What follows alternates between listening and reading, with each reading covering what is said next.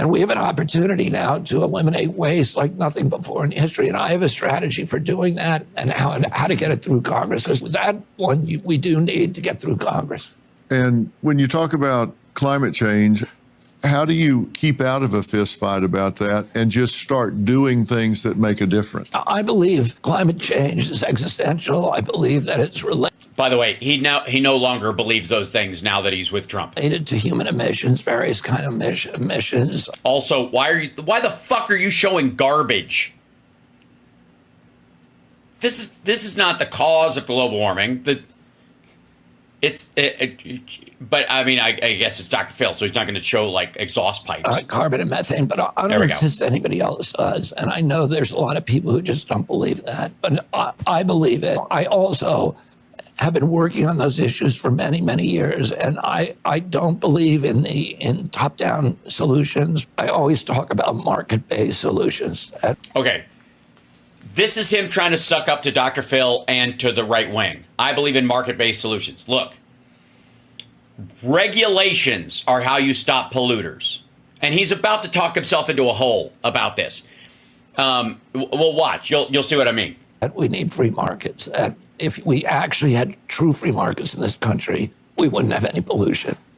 If we had true free markets in this country, we wouldn't have any pollution. And I think he's going back to like, there was a fucking, I don't know, spark plug that lasted forever, and we would have had it if they hadn't bought it up and shelved it or some shit like that. That's the idea. True free market promotes efficiency, and efficiency means the elimination of waste, and pollution is waste. No, it isn't. Not the elimination of waste. It's simply high profitability in that situation. Like, true free market means whoever can get the cheapest thing to market the fastest is how you maximize profit in that situation. In a free market, we're talking about a fair market, but he won't say fair market because he's a chicken shit. True free market would require us to properly value our natural resources. All right, what does that mean? A true free market would require us to properly value our natural resources. Meaning what? The price of trees goes up? That we charge more for oil? And it's the undervaluation of those resources that cause us to use them wastefully. Again, what the fuck does that mean? So how do you do it? I don't even know how the fuck you even, like, what do you do about it? Right? Yeah, thanks, Oprah. What do you do about that in that situation? Fucking nothing. It's just ridiculous. What are you going to do? Pass a regulation in government that the cost of like trees on public land goes up? Oil, like raise the cost of leases, right? I guess for oil mining, or oil drilling and coal mines and shit like that. True free market, you can't make yourself rich without making your neighbors rich and without enriching your community. But what? Yeah, you can. What the fuck? Polluters do is they make themselves rich by making everybody else poor. So they raise standards of living for themselves by lowering quality of life for. Yes, because there's not a government acting on them and saying, hey, you have to pay for the mess you're making. This is his answer, by the way. This is because he's pushing back on Dr. Phil going, aren't you going to have big government doing stuff? Big government, isn't big government the problem? No, you dumb motherfucker, because none of us can like go to a stream, downriver from a fucking coal plant with a bunch of fucking nets we knitted ourselves and scoop all the fucking waste out of the water so it doesn't kill the fish. We need a functioning government to push back against a force that big. Do you see what I mean? This is just, again, it's one thing to go, okay, he's just selling something to, I don't know, push some idea. But I got to tell you, this is just ass. This makes no sense.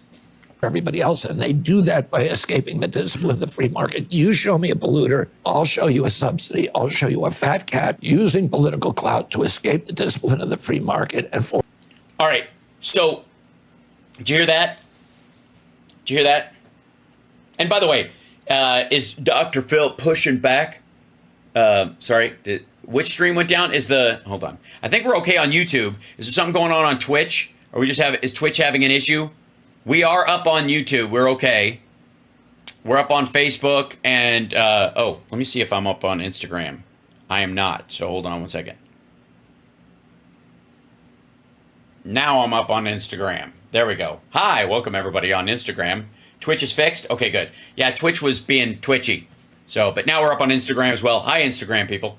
That asshole right there is, RFK Jr. This is the old RFK Jr. before he joined Trump. And, so hold on one second. Force the public to pay his production costs. That's what all pollution is. It's always a subsidy involved. Bullshit. No, it isn't. There's not always a subsidy involved in any polluter. Most of the time, in situations where we have pollution, and this is how he weighs, this is a captured statistic, is that most subsidies are around things we need. And most things we need are not something that are environmentally easy, like mass farming of stuff, as opposed to local farming, which would be easy to do. Small farmers, everybody, on the street has some chickens, and there's one guy who's growing corn down the street and that kind of stuff in these rural areas. But once you get into producing enough food for 340 million people, there's going to be pesticides and that kind of stuff, and therefore they're going to have, these farmers are going to get subsidies on the price of their goods, for example. And involved in that will be the fact that they have money that they have to spend on massive pesticides, which they don't have to do if they're growing, and they have smaller, give or take. It doesn't quite matter if my eggs or, if I got more or fewer eggs, that's just life. Versus we provide for a market that exists regardless all the time. It's always going to be that way. Yeah, and gasoline is hugely subsidized. Holy shit, if gas wasn't subsidized for years, the American economy never would have grown at the speed that it did. Never mind that. But, gas would be, $15 a gallon right now. Still. And I'm going to eliminate the subsidies. Do you agree that?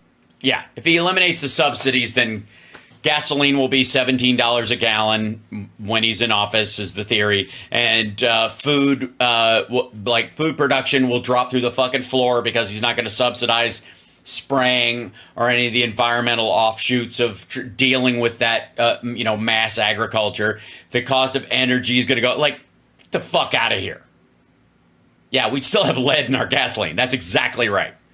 Because we subsidized, because their removal of it, because of the auto industry, lead in the gas stopped the engine from knocking and pinging, right? And once you remove that, then you had to have all these other additives they put in gasoline to compensate for the lack of lead in there, which is when, in the mid 80s, especially before the engines got better, which is what happened. If you had a car that used to run on leaded gasoline, it'd be knocking and pinging. So you would pour in a gasoline additive, right, to help your engine. That's because it was built with the idea that it would have leaded gas, and then there wasn't lead in the gas anymore, and the reason they put it in there was to solve that issue until the engines got better and they didn't need it anymore. There you go. So anyways, if you hadn't subsidized that, there would be no impetus. It would have been 20 years before the lead came out, if at all. And only because European or Japanese car manufacturers would have started taking the lead out because of the environmental damage it was doing. It's just fucking stupid.